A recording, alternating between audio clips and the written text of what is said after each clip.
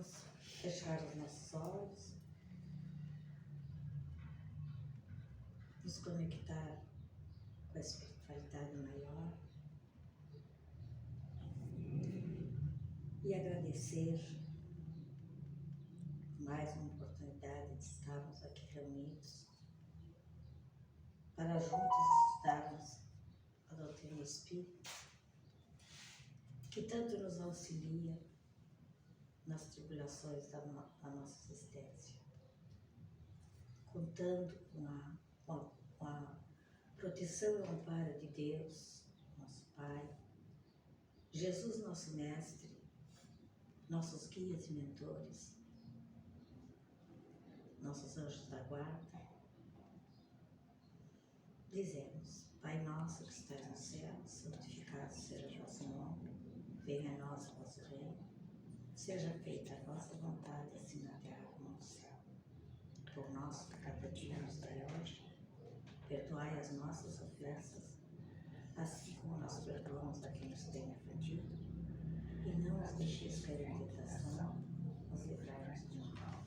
Que assim seja. Vou ler agora uma mensagem do dia de hoje, para nós refletirmos.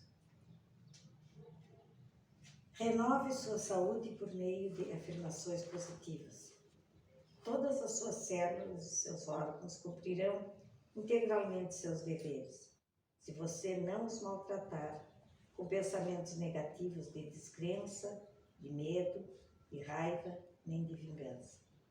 Envie pensamentos positivos de saúde a seus órgãos e células e forneça a seu corpo alimentos sadios para não lhes dar demasiado trabalho. Que assim seja. Que assim seja. E agora, para a doutrina do dia de hoje, o nosso irmão. Boa tarde. Boa tarde. Então, começar pedindo, né, porque toda a casa espírita, assim como quem trabalha, como quem frequenta, tem um propósito, né? Então, que a gente consiga atingir os nossos. Bem, a doutrina de hoje fala sobre a realeza de Jesus, que é o capítulo 2 do Evangelho, cujo título deste capítulo é Meu Reino Não É Deste Mundo. Porque sabemos que Jesus veio em uma missão e que ele traz com ele a marca da realeza, mas não uma realeza terrestre apenas aqui, da terra, né, da crosta. Por isso que ele diz que meu reino não é deste mundo, é do mundo espiritual. Aliás, eu acho que tudo é mundo espiritual, né? A gente faz essa separação, mas tudo é mundo espiritual porque nós somos espíritos encarnados. Então, normalmente, se temos o hábito de dizer, o mundo material e o mundo espiritual. Mas o mundo material são apenas pessoas, né, que são espíritos encarnados, e todas as coisas materiais são dotadas de energias e coisas de fluido que pertencem ao mundo espiritual também. Então essa separação é um pouco... a gente entende o que isso quer dizer, né? Para nós entender direito, aqui é nós encarnados, né? E quando a gente desencarna, a gente volta... Não seria a dimensão então, que né? nós estamos... Sim, mas assim, o espiritual e o material Sim, é tudo junto. Tá, Tá tudo junto. Mas claro, para entendimento, né? Para não vamos complicar. Né? A gente fala mais para ter esse entendimento de o mundo onde estão os encarnados e o mundo onde estão os desencarnados. Tá? Então se divide mundo material e mundo espiritual. Mas se a gente for estudar a fundo, tudo é espiritual. Por causa que aqui mesmo nós estamos no mundo material, mas tem um monte de desencarnados aí na volta, que estão no mundo espiritual tão rico nosso. Então, tá? Aí esse capítulo fala, né, de que Jesus diz que o reino dele não é deste mundo. Mas agora, antes de fazer essa análise, eu até vou ler para vocês, por causa que é um trecho bem pequenininho. É só isso aqui. É bem curtinho, então eu vou dar uma lidinha nele e depois eu vou dando uma explicada no texto assim, dentro do possível. Tá? A realeza de Jesus. O reino de Jesus não é deste mundo, isso todos compreendem. Mas sobre a terra ele não terá também uma realeza?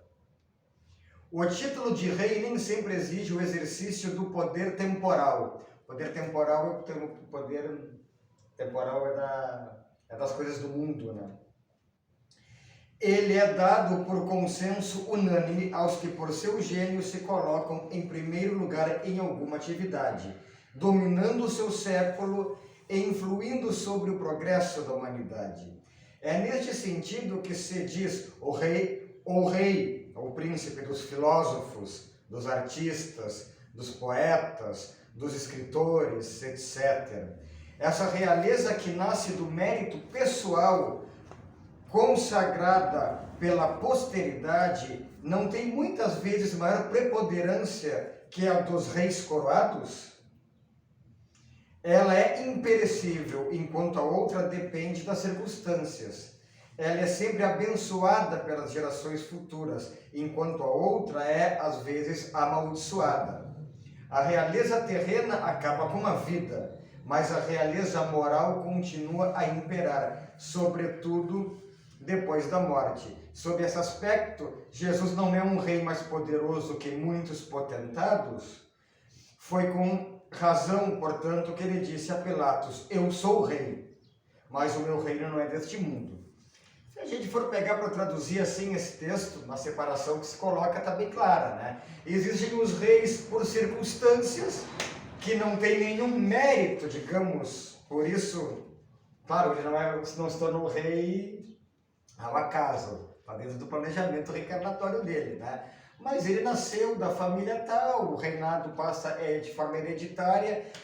A rainha Elizabeth lá, ela é rainha por causa que ela é filha de e vem de uma família tal. Agora existe aquele rei que não é ao acaso, que ele é consagrado rei pelas pessoas, pelas coisas que ele faz, né? Como diz no texto, um grande filósofo, esse aí é o rei dos filósofos. O Roberto Carlos aí, né?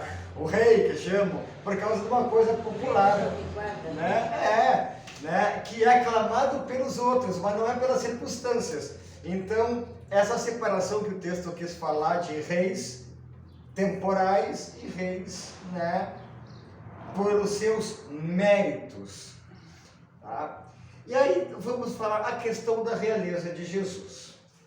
A questão da realeza de Jesus, a gente pode pegar até pela questão dos nomes, que ele é colocado. Olha só, durante toda a antiguidade, na Idade Média, isso seguiu-se através do tempo.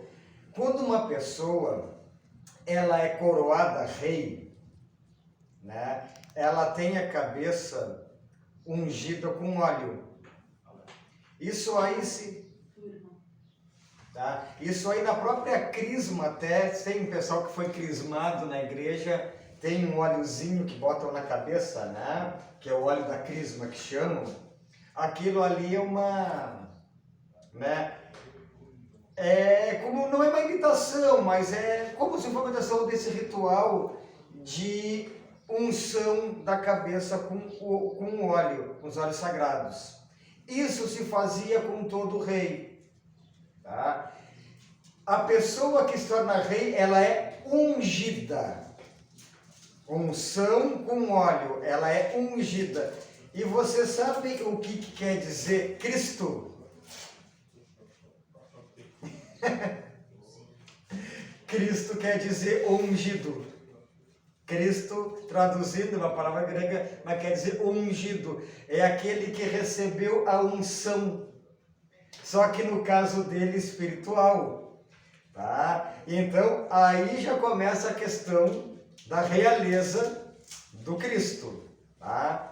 Ele é o ungido. Cristo ungido. Tá? E este nome também agora ele é alastrado, não, agora com a questão, com o aprofundamento da doutrina espírita,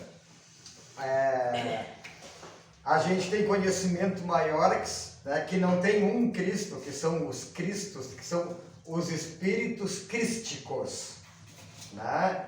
Espíritos crísticos são aqueles espíritos de altíssima hierarquia espiritual que são responsáveis pela manutenção e elaboração de planetas, sistemas planetários, galáxias, que são uma hierarquia que para nós ficar divagando sobre eles ainda não temos competência para isso.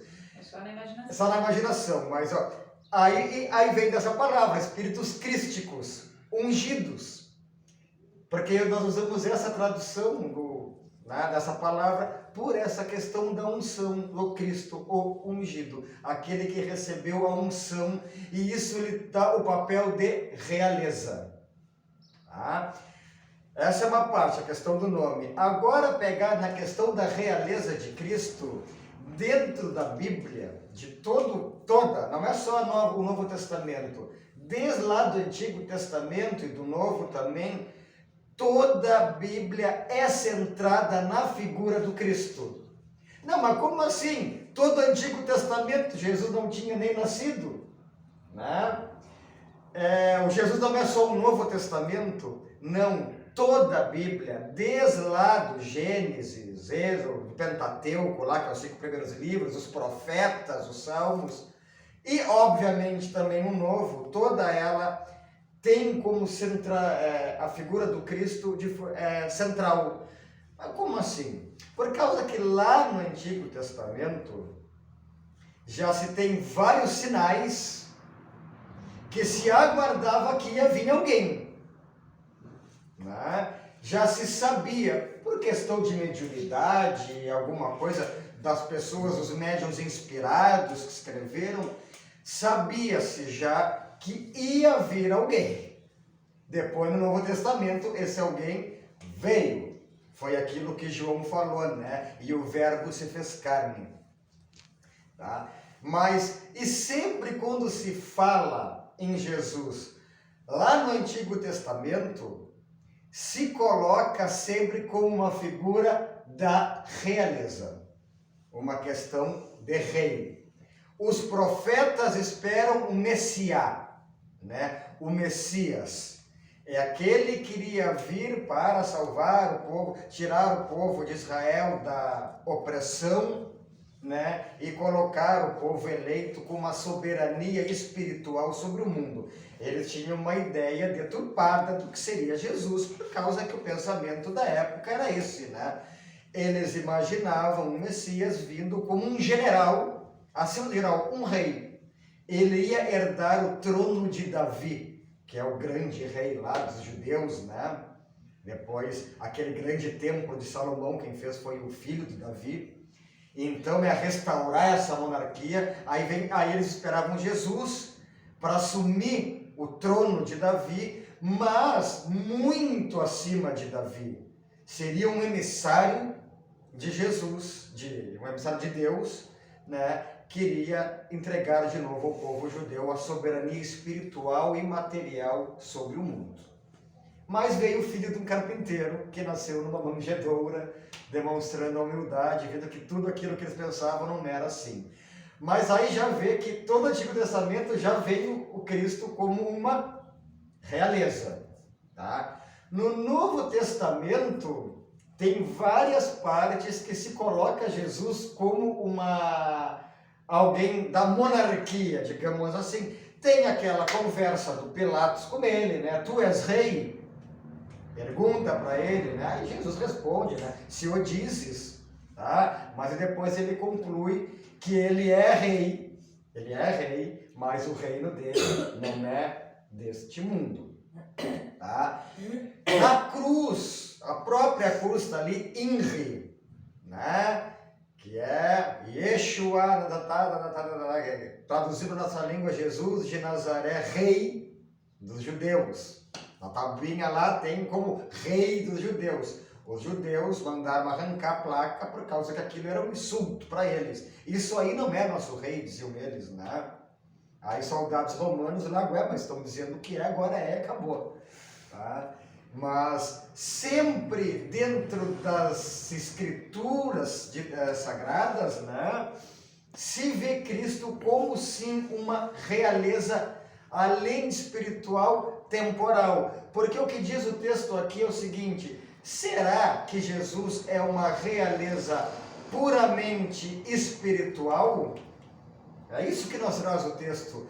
Será que ele não traz no seu cerne, né, uma realeza temporal que é do mundo material?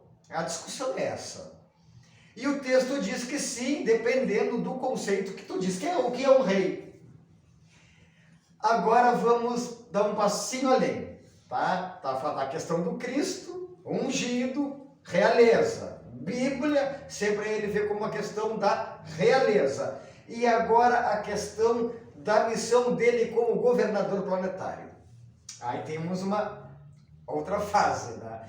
Que seria o seguinte: um líder, um governante, para ser um bom governante, ele tem que ter um conhecimento muito aprofundado sobre o reino ou estado que ele vai presidir, que ele vai reinar, o que ele vai comandar, tá? Claro, isso no certo deveria ser assim. Muitas vezes não é, né?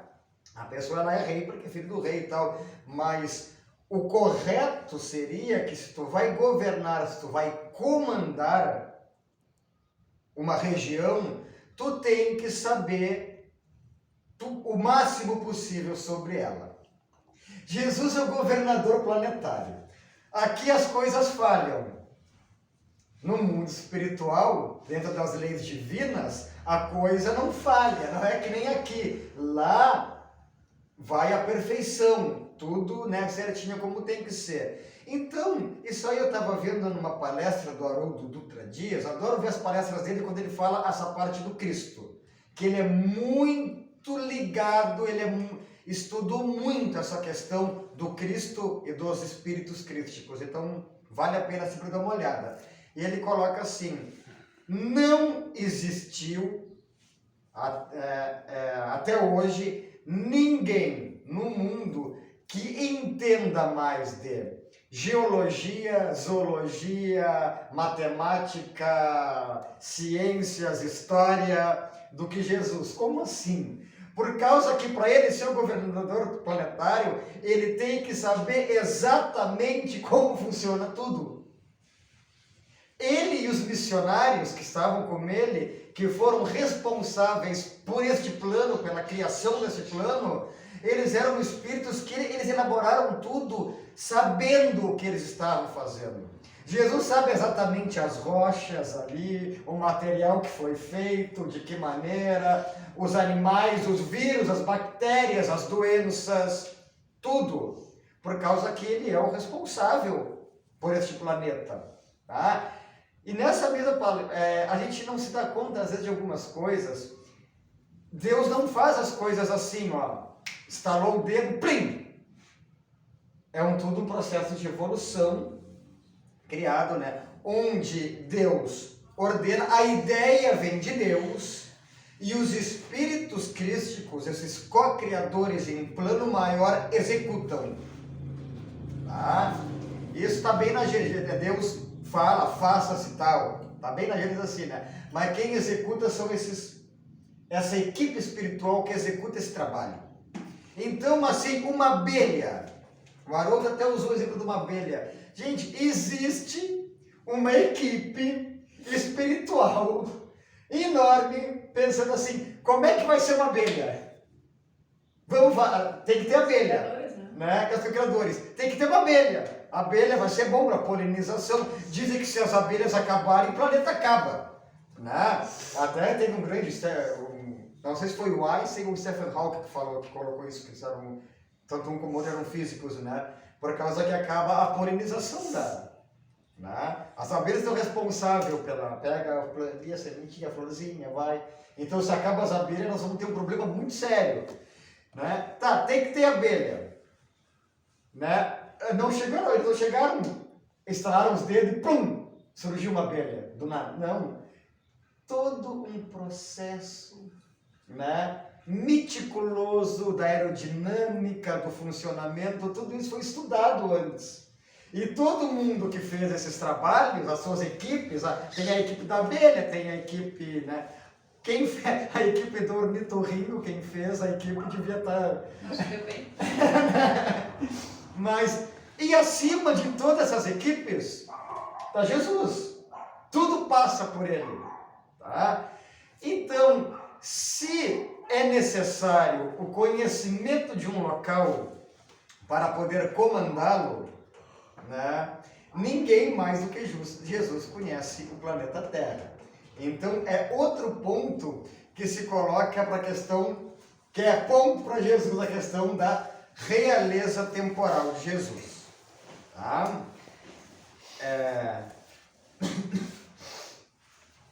Além disso, a realeza é algo que remete à autoridade. Né? Remete à autoridade, o rei. E se a gente falar em autoridade moral, qual seria a maior autoridade moral que temos como exemplo? Jesus. Questão da autoridade moral. Tá? Bem, sobre a questão da realeza material e espiritual, eu tinha colocado antes ali. Tá? Então, se nós pegar, né, todos esses exemplos assim, nós podemos dizer com certeza que Cristo, ele exerce uma realeza não só no plano espiritual, mas também, tá, sem aquela divagação que nós vivemos de plano material e espiritual, mas a planeta Terra como um todo. Quando ele diz meu reino não é deste mundo, é óbvio, ele não é daqui. Quando Jesus veio aqui com a equipe dele, ele já estava há não sei quantos bilhões de anos já espírito de alta hierarquia, espírito puro, espírito crístico. Então sim, o reino dele não é deste mundo, como ele mesmo o disse. Respondeu para Pilatos. Tá? Aí, até muito bonito, por causa que tem aí que entra a questão da verdade, né? Porque ele disse para o Pilatos que o reino dele não é deste mundo. Aí ele diz que veio só para trazer a verdade, né? Aí Pilatos, tá, mas o que é a verdade? Aí no Evangelho não está a resposta de Jesus, não está lá quando Pilatos pergunta, e o que é a verdade? Né? Aí tem uma explicação na literatura espírita que diz, né, que tu não pode reconhecer a verdade, nem que ela esteja, se tu não quiser ver a verdade, tu não reconhece ela, nem que ela esteja na frente dele, né? Porque ele pergunta para Cristo, o que é a verdade? E Jesus não responde nada, porque no caso a verdade é ele. Então é uma coisa bem profunda, assim. E então ele traz essa questão do meu reino não é deste mundo, nessa questão, né, mas se ele exerce realeza neste mundo, se ele é rei, né, que é o centro aqui do que nós lemos, o que vocês acham? Eu tenho para mim que ele exerce uma realeza no planeta por ser governador espiritual, por ter sido o espírito mais evoluído, com a autoridade moral que já pisou sobre a Terra, por conhecer a crosta terrestre, o planeta Terra, tanto a parte material como as colônias, como tudo que seja ligado à Terra, absolutamente ninguém conhece mais do que Jesus, né? Ele sabe ali a essência dos átomos, de toda a criação aqui, ele tem conhecimento, então ele tem uma autoridade moral, autoridade intelectual, governa e serve como exemplo. Um rei é aquele que sempre deve ser seguido pelas suas virtudes. Ser cristão é procurar seguir os ensinamentos de Cristo e imitar aquilo que Cristo faria. Então, né, da minha parte, assim, deixo isso para reflexão, eu acredito que sim, que Cristo não exerce apenas uma realeza, né, nesse sentido, mas na crosta, na terra como um todo, ele exerce, né, um papel de comando, isso a gente sabe como governador e de realeza, né? Pois o capítulo era esse, a realeza de Jesus. Aí deixo para conversarmos a respeito, se quiserem colocar alguma coisa. Ali nas... Porque eu falei, por favor, me ajuda. Porque eu falei, eu tô falando sozinho aqui, tá favorável. Não, eu só queria comentar que ali que nas insígnias na cruz de Jesus ali, Ele falou. Jesus Nazareno, rei dos judeus. Rei dos judeus. Falou que eu cheguei atrasado. Inri. Por causa que tinha colocado que toda a Bíblia está embasada na realeza do Cristo. Jesus é figura central na Bíblia toda, não é no Novo Testamento, no Antigo também, porque os profetas já falavam que ele ia vir. Né? Tem vários sinais e símbolos na Bíblia, lá de 1500 anos antes de Cristo vir à Terra, de Canaã. Tem uma passagem onde o próprio Moisés, quando as pessoas estão doentes, né, ele recebe uma inspiração, Moisés, de fazer uma cruz de cobre, né, com uma serpente, mais uma cruz de bronze, se não me engano é bronze, está lá em Êxodo isso. E as pessoas que olhavam para aquela cruz ficavam curados. Isso pode ser uma metáfora. A gente sabe que a Bíblia era cheia de metáforas, né? Mas já é uma inspiração. E não é à toa que 1500 anos depois vem Cristo, morre numa cruz e quem procura seguir, ou seja, quem olha em direção a Ele, cura as feridas, não dito assim, mas também as questões espirituais. Então aquilo há 1500 anos antes parecia já um prenúncio. E tem vários exemplos, né, no Antigo Testamento que se confirmam no Evangelho. E os profetas falando que vai vir um Messias. Então, Cristo é a figura central na Bíblia toda, Antigo e Novo Testamento. E no Novo Testamento também se vê a marca da realeza, vai vir um rei. Né? A figura central no planeta, não é só na Bíblia. Sim. O caminho, o amor é verdade. O caminho é a verdade e a vida. O amor é verdade. Eu sou o caminho. Sim. Então, e às vezes a gente não está consciente disso, né? A gente olha para a imagem dele, não se dá conta de toda essa realeza, né? De tudo que ele representa aqui. Com certeza. E aqui nós temos um Jesus mais europeu. Ele não era assim, viu, gente? Não, ele era bem Ele era bem moreninho, ele era do Oriente Médio. Ele era muito mais parecido com um turco do que com o Fábio Assunção. meio baixo, né? Tu acabou de falar o que eu estava pensando. Eu olhei a imagem. É que isso aqui é uma... Mas europeu mesmo. É que essa imagem, né, que a gente tem que comer, ela foi pintada pelos pintores renascentistas, que eles tinham, na época, o mundo conhecido da época era eurocentrista, a Europa dominava tudo, né? Então, eram pintores europeus, então pintaram Jesus conforme o ideal deles. Os pintam loiro de olhos azuis todos.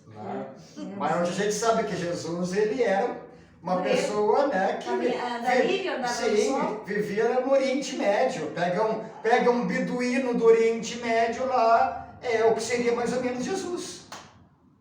Né? Digo beduíno por causa que ele era um nômade também. Jesus era nômade, né? Ele não parava nunca em lugar nenhum, ele estava sempre... Né? Se diz mais para negro do que branco, né? E lá, Claro. não teria Mas quem vai lógica. Não usar teria isso? lógica. Para Júlio César foi escravo, basicamente. É, com certeza. Que horas são? Então, 13h30. Oh, deu certinho, fechou. Gente, é que eu estou acostumado a... Desde que eu vim para cá, eu acostumei a fazer em diálogo, né? Só que ninguém se manifestou. Mas é que foi uma parte mais histórica. a parte histórica fica complicada para nós, né? Ah, mas não falei da parte de questão histórica. Não, mas esse... Tá, mas espero se haver uma dúvida, alguma coisa, se eu puder, né? Por causa que é um tema bem... Não querem colaborar com nada. Não? Super completo. Tá. Ou eu falei, ou, né? É que, duas coisas, né? Ou não entenderam nada, ou entenderam tudo. Não. Mas você... Não nos subestime. Não, eu brincando. É que eu falei, vou ficar assim, não. Então, ou entendeu tudo, né? Gente, isso então. Espero que... Então, agradecemos a exposição doutrinária desta tarde, que possamos inserir dentro de nós esses conhecimentos deixados por Jesus e procurar imitar eles, todos esses ensinamentos, procurar realizá-los, fazê-los na nossa vida, para que dessa forma possamos trilhar o caminho que ele deixou. Eu sou a verdade, o caminho, a verdade, eu sou o caminho, a verdade e a vida. Essas três palavras reúnem todo o ensinamento de Cristo. E que possamos, ao sair desta casa, nos sentir mais fortalecidos e amparados para podermos vencer os obstáculos que se interpuserem na nossa vida. Que assim seja.